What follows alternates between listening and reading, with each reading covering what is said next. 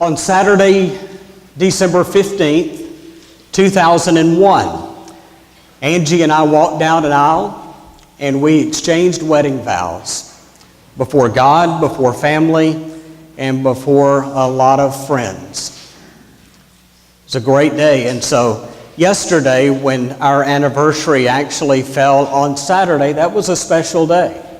And just like all of the other years when we get ready to celebrate our anniversary, we have all these great plans in mind and they don't seem to work out. We had a divide and conquer weekend as parents, and I believe it was about 8 o'clock last night before I actually got to see Angie and tell her happy anniversary. But such is life of growing up when you have children that enjoy what they do. And there's no greater joy for Angie and I than to know that our children are growing up, that they love God, but they also love to do things and get to be around people. So yesterday was one of those days, a day of reflection, of joy, of how God has blessed our lives together. I know each of you in your families that you may have those times when you remembered of, hey, that's the one.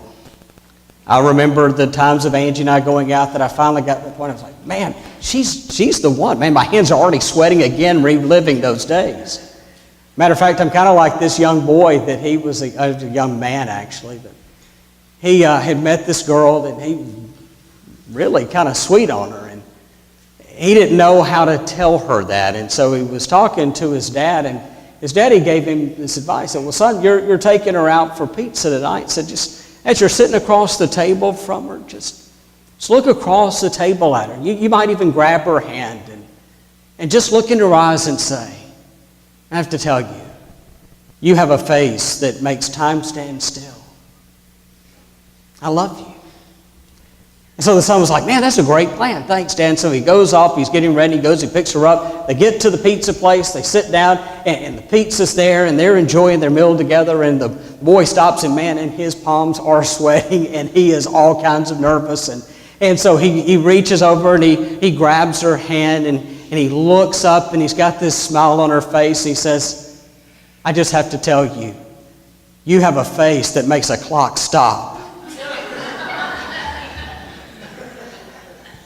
Now, I don't know about you, but what he hoped to do and what he accomplished were probably two totally different things, right? Do you remember, some of you may have done this, I don't remember it, but I'm sure I probably did at least once, but do you remember having the little flowers that you'd go out and you'd pick and you would pluck one out at a time, and what would you do? She loves me. She loves me not. She loves me. She loves me not. And what did you hope that it fell on? She loves me, right?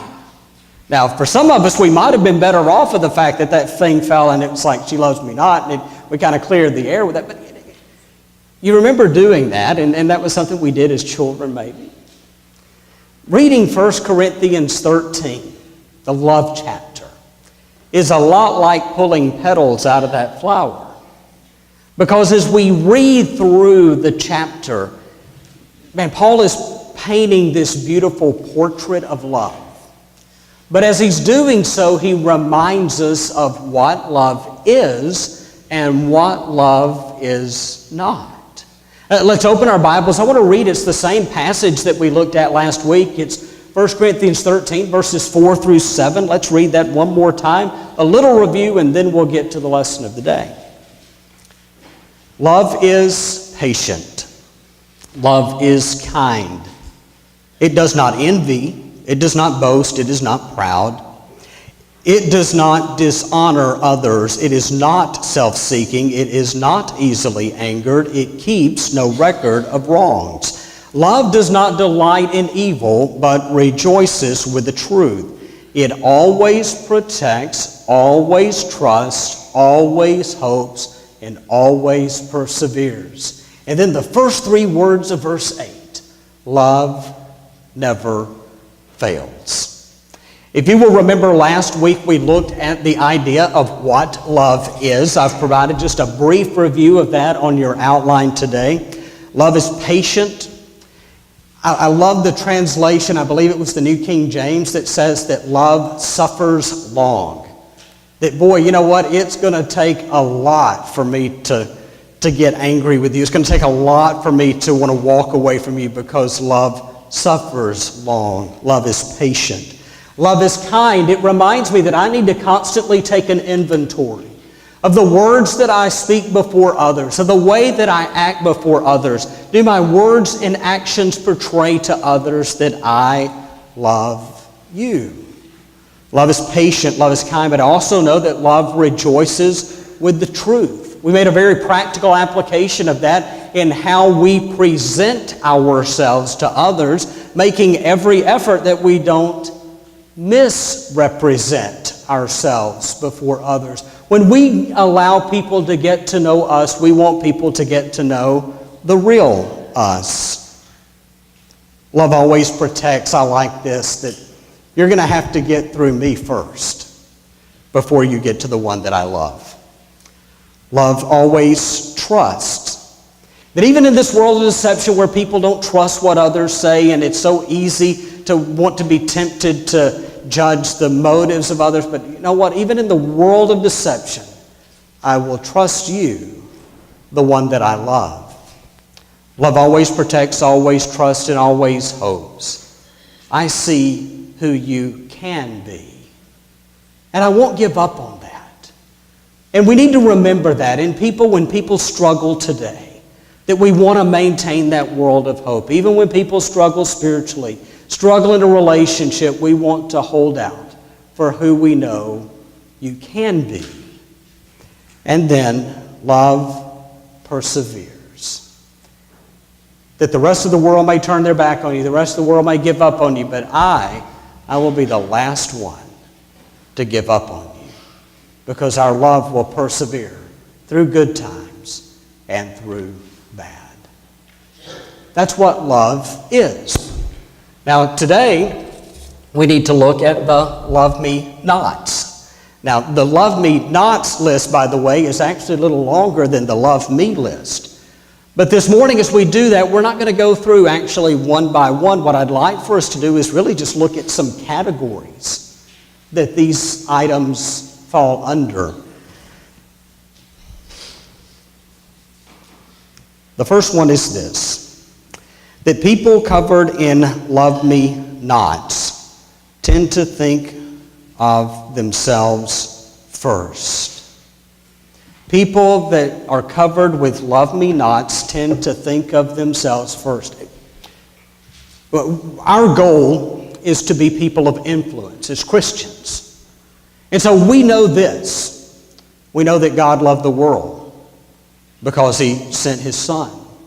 We know that God loves us. But we know that part of the beauty, and in just a few moments we'll offer an extended invitation, and what that means is that we come to an understanding, yes, that God loves me. He loved me enough to send His Son to die for me, and I want to give my life to Him, to follow Him, to be a follower of Jesus Christ. And it's only when we come in contact with that love will it prepare us to be able to love others. But you understand this, church, when we start looking at what God has done for us and what Jesus did for us, that it is a constant reminder of selfless love. And what Paul, as he reminds us of that, will say that, man, the people that are covered in love me nots, look at the list as we read through verses 4 through 7. These are people that constantly think of themselves. Love does not envy, it does not boast, it is not proud, it does not dishonor others, it's not self-seeking, easily angered, it keeps no record of wrongs. I look at that and I see that list and I just think of how often we are tempted to think of ourselves first. There's a great point that's listed on your outline. It is from a book, Empires of the Mind. It's by the author Dennis Waitley. And he points out that there are some 450,000 words in the English language. I don't know how accurate that is, but appreciate the point here. 450,000 words in the English language. We use about 400 of them. That's the limited number of vocabulary that we just typically use in regular conversation. But he points down all of that from 450,000 to 400 to 4 words that you will hear most often in our world today. And what do you think those are? I, me, my, and mine. That we live in a world where we like to focus on ourselves. We like to talk about ourselves. We like to see our needs met. And one of the things that Paul is going to remind us is that, church, we need to be very careful that as we go out into the world, that we are putting a focus and emphasis on loving others. And see, here's how I can tell where this falls and where it is permeating the church even today. Today there is an attitude that prevails in the big idea of church, of where people will come in. I think back to the first few months that I was here, 10 years ago. We had over 200 local neighbors join us for worship. 200 visitors. And it was interesting as I look back at that and for some perspective now, one of the things that people would ask is, Johnny, what kind of children's classes are we offering? What kind of team program are you going to offer? What have you got here? And as I'm listening to that, it was so very overwhelming. Because we were beginning at a point where some of you will remember that 10 years ago that there were no classes that were meeting down this hall. We didn't have Sunday school for children. We didn't necessarily have Wednesday night for children all the time. Not at the point when I arrived.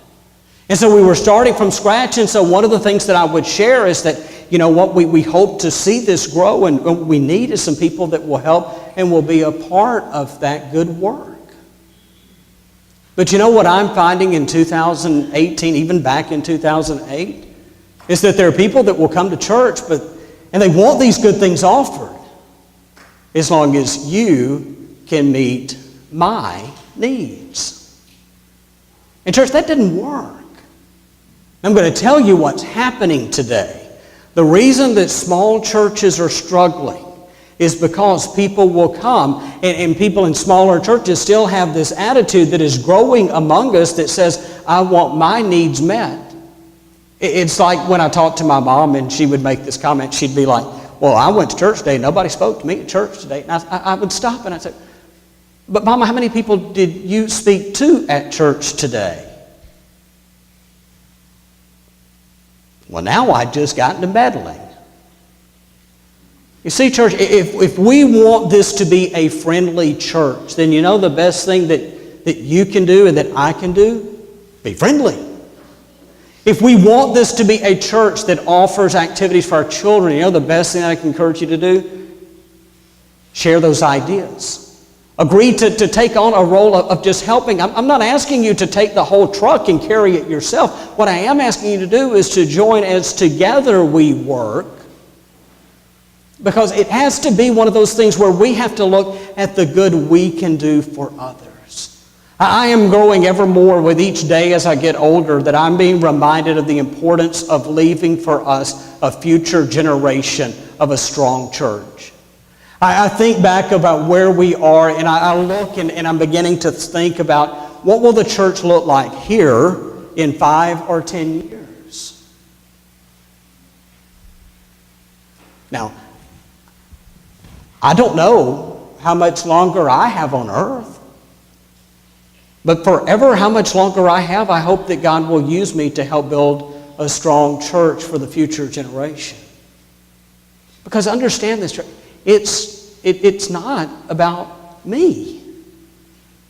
Man, God has already proved himself to me.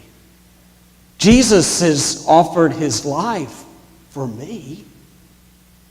And the best thing that I can do is to share the love that has been shared with me. I think back of the people that have had impact on my life. And I hope that someday that somebody that's younger, as they're growing up, and as they're telling stories, perhaps to a Sunday school class, or whether it's just to a neighbor, or whether it's one of our men that have grown up to be a preacher and they're sharing the stories about people that have had impacts on their lives. And wouldn't it be great to know that something that you did or something that you did, or something that I did made that kind of impact on their life. Because you see, this is what Paul is talking about in the love versus love me nots. He's saying the person that is covered in love me nots is constantly thinking of themselves first. There's another category, though, that he lists here, and it's really focused around this word envy. I'll throw in, just for good measure, the word jealousy. That when I think about the fact that love does not envy, what does that mean? The people that are envious, it seems like, grow bitter over the fact that someone else is living in a season of happiness. Again, I look at the word, and I've told you this before, I look at the impact that's had on preachers. Our generation, my generation, does not have this list of preachers that are well known in our brotherhood anymore. And it's because we've gone through a season in my adulthood that any time a preacher began to do well, whenever he was that one that was sought after, is that there was a segment of the church that was just looking for an opportunity to tear that preacher down. And as a result, we've had a lot of good men that have left preaching because they just got tired of getting beat up. They got tired of being talked about whether it was true or whether it was not. But it was handled in such an ugly fashion. I keep this file in my drawer, and I really ought to throw it away, but I hadn't pulled it out in a number of years. But there's a friend of mine that when he moved to town to begin work in a church, that a man wrote an 8-page paper about all of the evil that my friend was bringing with him. And it was just bitterness after bitterness after bitterness after bitterness. Now here's the reality, is the guy that wrote the letter never went and talked to my friend. He just wrote it. Really? In what way is that love? He didn't know any of this information, not a single word of it. He didn't know any of it firsthand. You see, all of a sudden, somebody else is coming in, and they're preaching, and people are coming to Christ, and they're being baptized, and a church is growing, and really, we're going to be envious over that?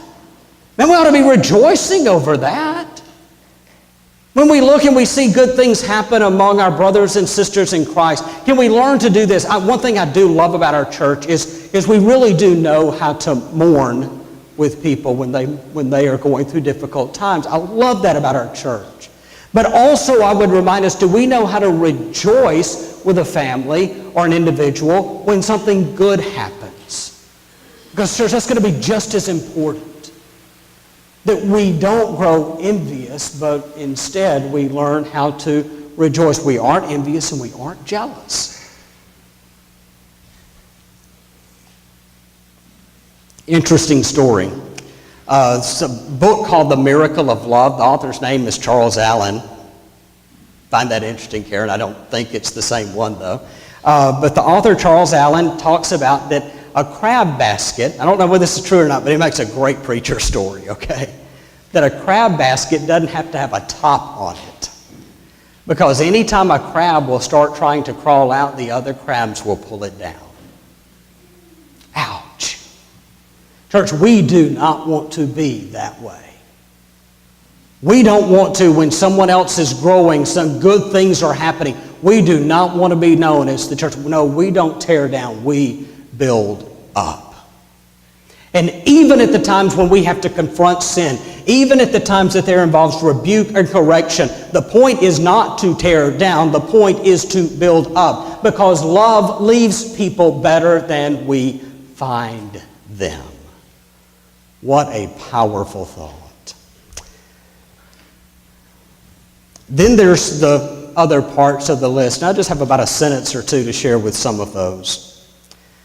Love is not easily angered. It's not rude. It keeps no record of wrongs. It doesn't delight in evil. Now think about this. This is 1 Corinthians 13, which means the letter was written to the church at Corinth. Anytime that you start talking about a list, I think one of the things we need to at least be aware of is that Paul was probably including some items in this list because that's where the church struggled. And so when he writes that love is not easily angered, what does that probably say about the church at Corinth?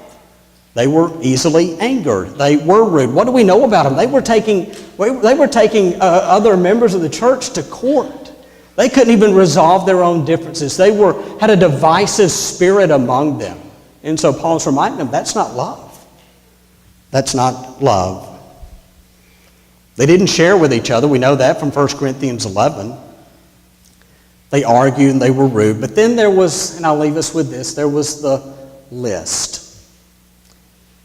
Love keeps no record of wrongs. Now, I don't know about you, but I'm going to suggest that a lot of us keep a list of when people have wronged us. That whenever a certain person's name may come up, now it may not be a written list, but it's here. And that whenever a name comes up, and say Matt's name comes up, and so, somebody says something about Matt Pretty, and I say, Because I remember when Matt did, and boy, I remember it in vivid detail. Now, what does that say about me? It means that I kept a list. I kept a record. And what Paul would tell me is, love doesn't do that. One of the greatest things that God could bless us with is the ability to forget some things. Now, I know some of you want to argue with me, and I appreciate what you're trying to say. I'm not saying that we have to be foolish. I'm not saying that we just continue to come back as gluttons for more and more punishment. That's not what I'm saying. But I'm telling you this, a lot of us have gotten a little too detailed in our memory. That we've remembered a lot of things that we ought to be putting behind us. And that we've allowed that list to ruin some relationships where if we had responded in love rather than in list keeping, that we would be a lot stronger in relationships and as a church today. Man, there's a story of Fred Craddock was a preacher, and he went to Winnipeg, Canada. When he went there, he went into this little, I'd call it a dive. He went into this little bitty restaurant, small place to get something to eat. When he came, it was cold outside, and so he went in, and the place is just crowded.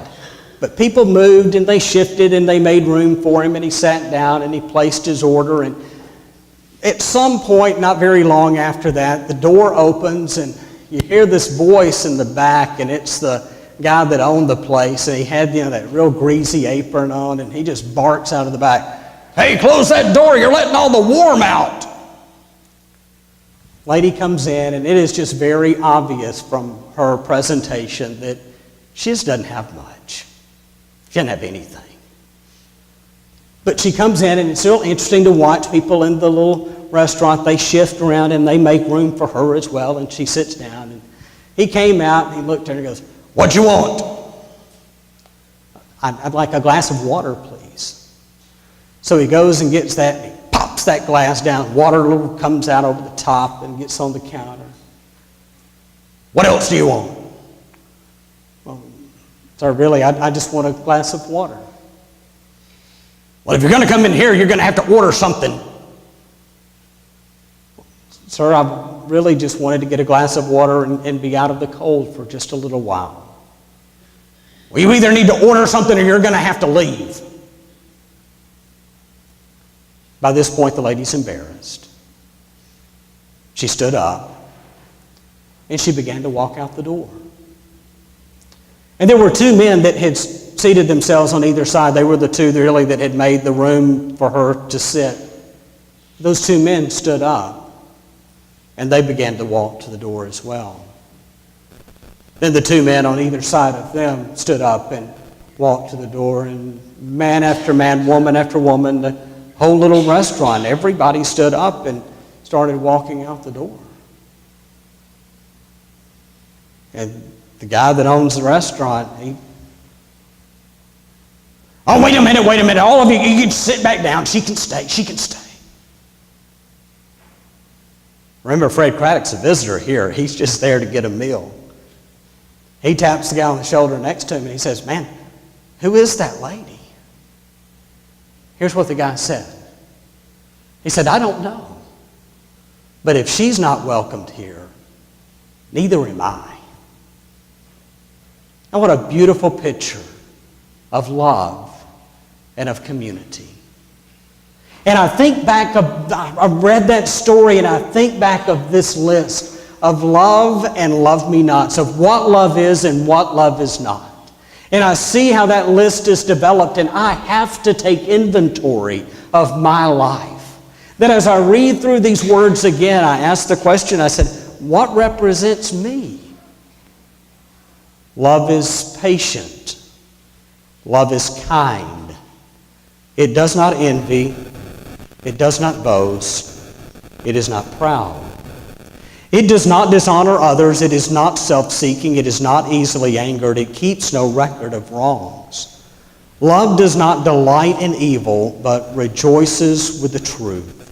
It always protects, always trusts, always hopes, always perseveres. Love never fails.